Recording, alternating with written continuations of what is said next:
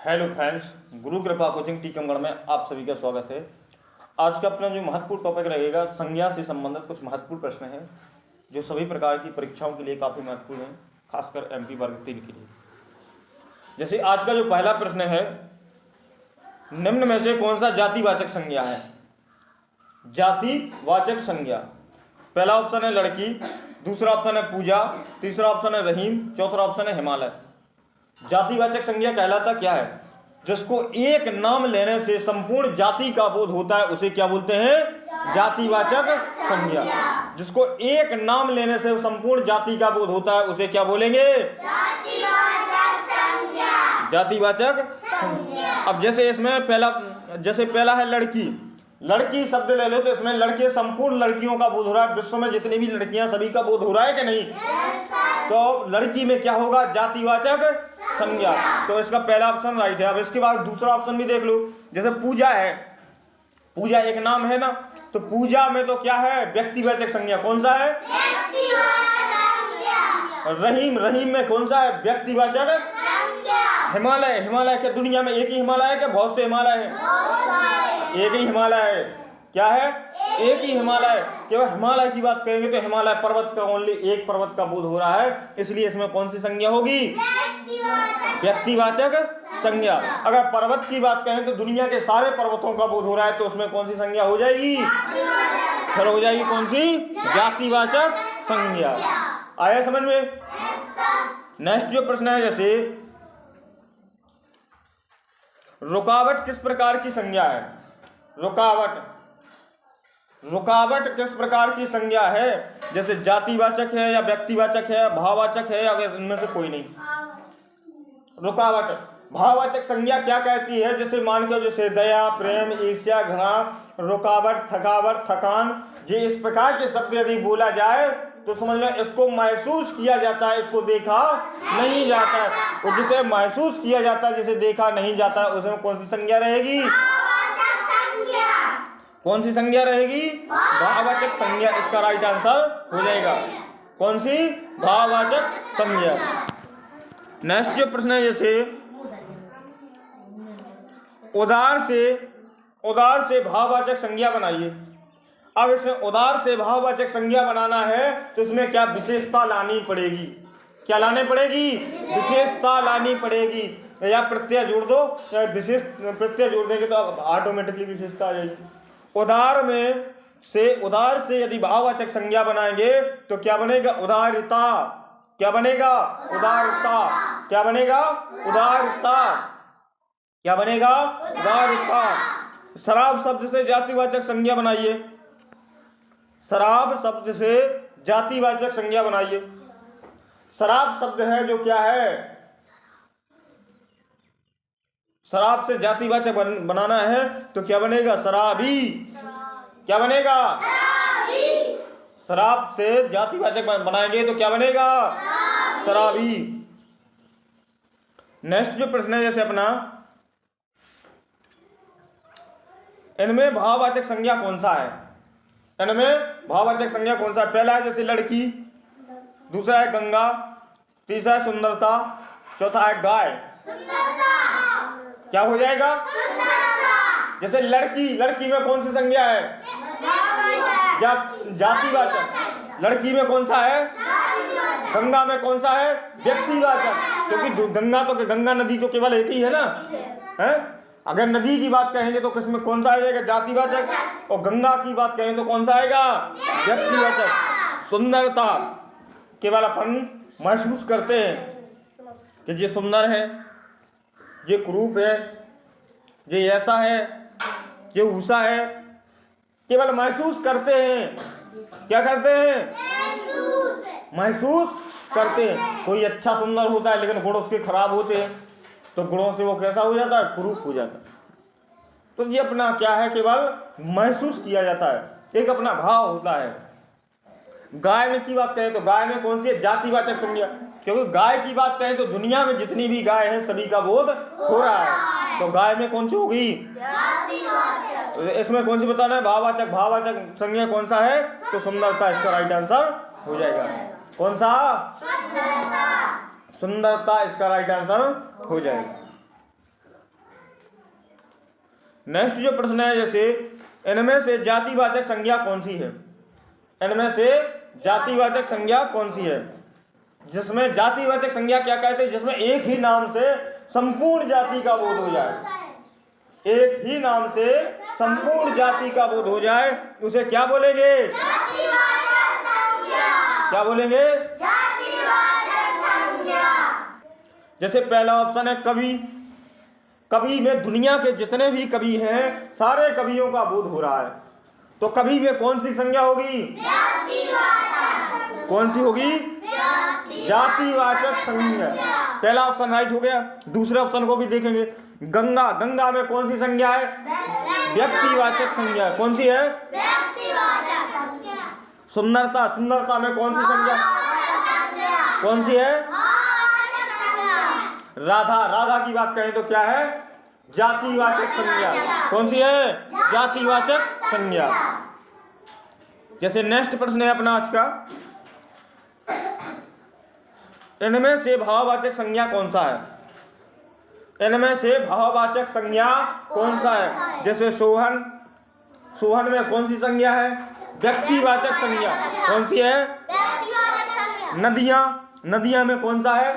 जातिवाचक संज्ञा, क्योंकि नदियों से चाहे गंगा नदी हो, चाहे ब्रह्मपुत्र नदी हो, चाहे गंडक हो, चाहे सोन हो, चाहे कावेरी हो, चाहे सतलज हो, चाहे ब्यास हो, चाहे सिंधु हो, चाहे झेलम हो, चाहे दसान हो, चाहे काठन हो, चाहे बेतवा हो, चाहे नर्मदा हो, चाहे ताप्ती हो, चाहे केन हो, चाहे दामोदर हो, दुनिया की सारी नदियों का बोध हो रहा है। दुनिया में जितनी भी नदियां हैं सारी नदियों का बोध हो रहा है। जिसमें एक नाम लिए से सारी नदियों का बोध होगा, सारी जाति का बोध होगा। समझना उसमें कौन सी संज्ञा है? कौन सी है? लखनऊ की बात करें तो लखनऊ में कौन सी संज्ञा है? कौन सी है? क्योंकि दुनिया में लखनऊ तो केवल एक ही है, जिसे नवाबों का शहर कहा जाता है, जो उत्तर प्रदेश की राजधानी है। जिसे नवाबों का शहर कहा जाता है वो उत्तर प्रदेश की राजधानी है। तो इसमें कौन सी संज्ञा होगी? कौन सी? लेकिन अपन को पूछा था भाववाचक संज्ञा का भाववाचक संज्ञा कौन सी है? तो हरियाली, हरियाली में कौन सी है संज्ञा? भाव। कौन सी है? हरियाली में कौन सी संज्ञा हो जाएगी? भाववाचक। पक्का? तो सी ऑप्शन लॉक करें। कौन सी संज्ञा है? भाववाचक। सी ऑप्शन लॉक कर दें तो बढ़िया, राइट आंसर आप लोगों का। नेक्स्ट जो प्रश्न है, जैसे अपना इनमें से कौन सा शब्द समूहवाचक संज्ञा के अंतर्गत आएगा? इनमें से कौन सा शब्द समूहवाचक संज्ञा के अंतर्गत आएगा? समूह, जिसमें समूहता का, जिसमें एक से अधिक का बोध होता है। क्या विज्ञान, विज्ञान में समूहता का बोध हो रहा है? क्या कक्षा में समूह का बोध हो रहा है? क्या लोहार में समूह का बोध हो रहा है? क्या ईमानदारी में समूह का बोध हो रहा है? किसमें समूहता का बोध हो रहा है? कक्षा में किसका समूह होता है? छात्रों का। किसका होता है? जैसे आप लोगों का समूह है, किसका समूह हो रहा है? छात्रों का समूह हो रहा है। नेक्स्ट जो प्रश्न है, जैसे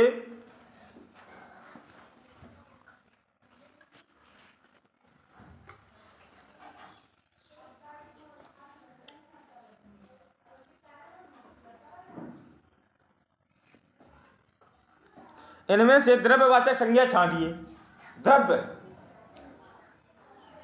द्रव्यवाचक संज्ञा कौन सी होगी? द्रव्यवाचक की बात करें, पदार्थवाचक की बात करें, एक ही बात है। तो इसमें से द्रव्यवाचक संज्ञा कौन सी है? पहला ऑप्शन है जैसे अपना वीरता। वीरता में तो अपन को केवल महसूस करते, देख नहीं सकते कि ये कितना वीर है, कितना बलशाली है, कितनी शक्ति है इसके पास। देख सकते हैं क्या किसी को? नहीं। तो इसमें कौन सी संज्ञा हो जाएगी? भाववाचक संज्ञा। कौन सी? कौन सी संज्ञा? भाववाचक समास शास्त्र, समास शास्त्र में कौन सी संज्ञा है? जाति नहीं, व्यक्तिवाचक कौन सी है? व्यक्तिवाचक संज्ञा। अगर सोना की बात करें तो सोना में कौन सी है? द्रव्यवाचक संज्ञा। व्यक्तिवाचक संज्ञा। कौन सी? द्रव्यवाचक या पदार्थवाचक संज्ञा कौन सी है? व्यक्तिवाचक या पदार्थवाचक। कौन सा? सी वाला ऑप्शन लॉक कर दें। Yes sir. तो सी वाला द्रव्यवाचक संज्ञा कौन सी है? सोने में द्रव्यवाचक संज्ञा हो जाएगी। इनमें से कौन सा शब्द संज्ञा है? तो क्रोध इसका राइट आंसर हो जाएगा। कौन सा? नेक्स्ट जो प्रश्न है, जैसे मजबूरी शब्द में कौन सी संज्ञा है? मजबूरी शब्द में कौन सी संज्ञा है?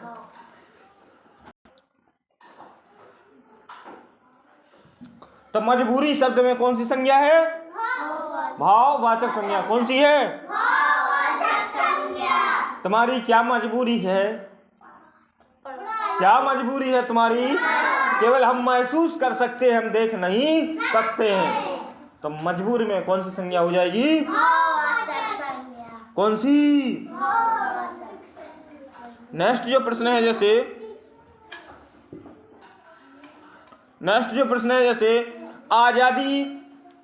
आजादी, गरीबी, बुढ़ापा, अंगड़ाई। आजादी, गरीबी, बुढ़ापा, अंगड़ाई, इनमें कौन सी संज्ञा हो जाएगी? भाववाचक। कौन सी संज्ञा? भाववाचक। इनको अपन देख नहीं सकते, केवल महसूस कर सकते हैं। और जिनको देख नहीं सकते, केवल महसूस कर सकते हैं, उसमें संज्ञा कौन सी हो जाएगी? भाववाचक। कौन सी संज्ञा? भाववाचक। कौन सी? भाववाचक भाववाचक संज्ञा। भाववाचक। संज्ञा। साप्ताहिक शब्द से संज्ञा शब्द बनाएं। साप्ताहिक शब्द से संज्ञा क्या बनेगा? साप्ताहिक ही बनेगा। क्या बनेगा? साप्ताहिक ही बनेगा संज्ञा। नेक्स्ट जो प्रश्न है, जैसे जातिवाचक संज्ञा है। और जातिवाचक संज्ञा किसे कहते हैं? जिसमें संपूर्ण जाति का बोध होता है। क्या होता है? जिसमें संपूर्ण जाति का बोध होता है, उसे क्या बोलेंगे? जातिवाचक संज्ञा। अब जातिवाचक संज्ञा किसमें? कि छोटा में है, कि जयपुर में है, कि नदी में है, कि कालिदास में है? नदी। क्या हो जाएगा? नदी। ये छोटा की बात कहें तो क्यों कौन से? भाववाचक। संज्ञा। जयपुर की बात कहें तो व्यक्तिवाचक। कालिदास की बात करें तो व्यक्तिवाचक। लेकिन नदी में दुनिया की संपूर्ण नदियों का बोध हो रहा है। किसका बोध हो रहा है? संपूर्ण नदियों का बोध हो रहा है। नेक्स्ट जो प्रश्न है, जैसे जातिवाचक संज्ञा नहीं है। कौन सी संज्ञा नहीं है? जातिवाचक। क्या पानी में जातिवाचक नहीं है? कि सभा में जातिवाचक नहीं है? क्या अशोक में जातिवाचक नहीं है? कि छात्र में जातिवाचक नहीं है? अच्छा, अशोक में व्यक्तिवाचक है, अशोक में नहीं है। कौन सा? अशोक इसका राइट आंसर हो जाएगा। और इसके बाद में देखो, दो में नहीं है, इसमें ऑप्शन गलत दिए है। ऑप्शन गलत दिए। जैसे पानी की बात करें तो पानी में कौन सा है? पदार्थवाचक संज्ञा है। कौन सा है? तरल पदार्थ है ना पानी। तो कौन सा है? तरल पदार्थ। और इसके बाद में अशोक में कौन सी है? जातिवाचक संज्ञा। इसमें पदार्थवाचक संज्ञा है, इसमें जातिवाचक संज्ञा। तो दो नहीं है, तो इन दो में है। ऑप्शन गलत दे दिए। तो कौन सा? पानी और अशोक इसका राइट आंसर, यानी ए और सी इसका राइट आंसर हो जाएगा। नेक्स्ट जो प्रश्न है, जैसे जातिवाचक संज्ञा है। कौन सी? जातिवाचक संज्ञा है। कि जातिवाचक महेश में जातिवाचक संज्ञा है, कि जयपुर में जातिवाचक संज्ञा है, कि स्त्री में जातिवाचक संज्ञा है, कि रामायण में जातिवाचक संज्ञा है? स्त्री में क्या है? जातिवाचक संज्ञा। क्योंकि स्त्री शब्द बोलने से संपूर्ण स्त्रियों का बोध हो रहा है। दुनिया में जितनी भी स्त्री हैं, चाहे हिंदुस्तान की हो, चाहे पाकिस्तान की हो, चाहे चीन की हो, चाहे बांग्ला की हो, चाहे ऑस्ट्रेलिया की हो, चाहे उड़ीसा की हो, चाहे नेपाल की हो, चाहे बिहार की हो, चाहे म्यांमार की हो, कहीं की भी हो, सारी स्त्रियों का बोध हो रहा है। तो उसे क्या कहेंगे? जातिवाचक। महेश की बात कहें तो महेश में कौन सा है? व्यक्तिवाचक। जयपुर की बात कहेंगे तो व्यक्तिवाचक।